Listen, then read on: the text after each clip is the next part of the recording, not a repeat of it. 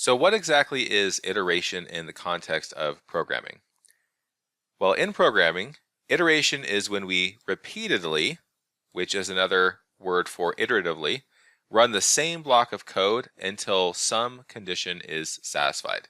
We'll talk more about those conditions in future videos. In R, there are two main iteration approaches: for loops and while loops. For the most part, for loops and while loops can do exactly the same things, but they do it in slightly different ways. And because of that, one approach might be better than the other. There's also a repeat loop available in R. And a repeat loop repeatedly runs the same set of code until the break function is used. Well, what exactly is the break function?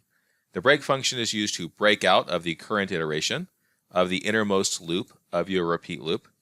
And there's a related function called the next function. The next function can be used to stop the current iteration and advance the looping index.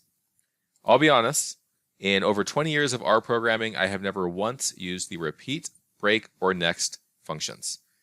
I'm sure they have their uses, but they're not commonly used, they're not commonly needed, so we are not going to be covering them in any of the future videos.